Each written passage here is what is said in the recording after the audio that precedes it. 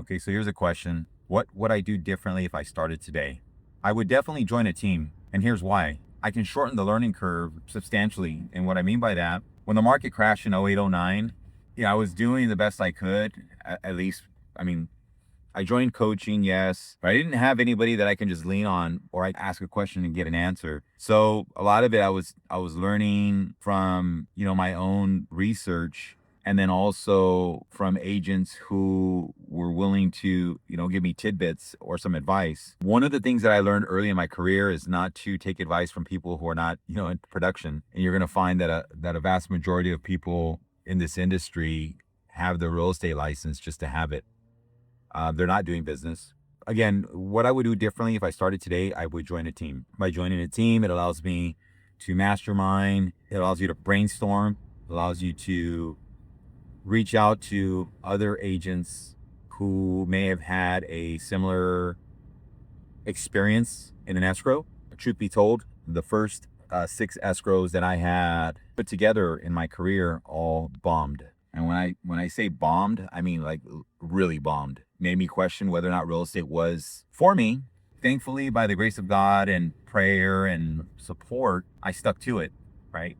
It's really easy to quit, especially when you're not doing any deals, let alone putting 6 escrows together and having them all crash and burn. So again, what would I do different today? Definitely join a team, get as much knowledge as I possibly can. Don't worry about the commission splits. Yes, worry about it, but also take into consideration that you are paying a fee for getting the experience. Oftentimes I speak to agents throughout the day. The first word out of their mouth is, "What's my split?"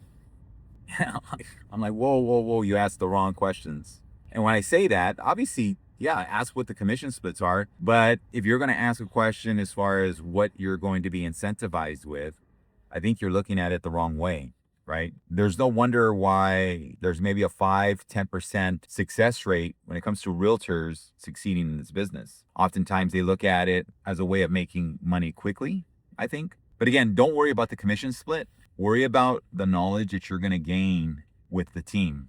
We have team members who are now, incentivized by their production. I won't mention a name, but we have an agent who was 1099 close to 300,000 last year. 300,000. And I believe he's in his 4th or 5th year in the industry. So let that really sink in, right? This person didn't get a high commission split from the beginning. He paid his dues and now he's in a position where he's incentivized by his production. He's built his book of business, or should I say building his book of business, and he's doing well for him and his family. So again, what would I do different? I'd join a team. I get as much knowledge as I can. I wouldn't worry about the commission splits. You're going to get paid. It's going to be a direct correlation to what you bring to the table. So if you're just getting into the business and you're considering brokerages, my suggestion for you would be, number one, join a team. And another thing, don't worry about, the brokerages like Century 21 and Real and EXP.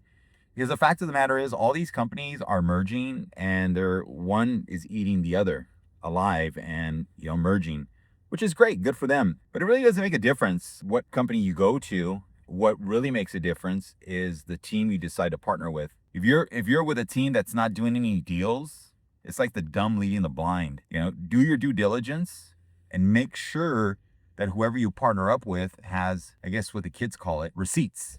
They're actually doing deals. If they're not doing deals, I was just speaking to one of our broker associates earlier today, and she had mentioned to me how you have these brokers or real estate agents who just got their broker's license, opening up their own brokerages, creating teams and all this. Great, that's all fine and dandy, but you want to make sure that whoever, again, you're teaming up with, that they actually are doing deals. Right? Don't be one of the dumb leading the blind, I guess you would say, right? You have a quote unquote broker, team leader telling you what to do, how to do it, and all this jazz, but doesn't have actual proof that their concept is in fact duplicatable. So again, what would I do different? I would join a team. I wouldn't worry about the commission splits, and I would learn as much as I possibly can. Team up or pair up with an agent who's actually doing business within the organization or that team, shall I say, and and lean on that person and be a sponge. I mean, even take he or she out to eat, bring them a coffee, bring them a candy bar, do whatever the hell you have to do in order to get this person to open up and be willing to share what it is that they're doing, right? So again, what would I do different? I join a team, but I'd be very careful on who I partner with. What team am I going to join? I'm going to join a team that's actually in production. I'm going to join a team that has agents in the brokerage that's doing deals and making money. Right? I wouldn't follow theorists. I would not follow witnesses. I'm going to follow people that are actually practitioners and that are doing it day in and day out. So that's what I would do different. I don't know that I would ever leave a team. I would leave a team if I can't grow anymore, or I would leave a team if there's no room to make more money. But if you feel that you've reached a ceiling, then I get it, right? But again, everybody has a choice, right? They can either continue with a team or they can go independent and,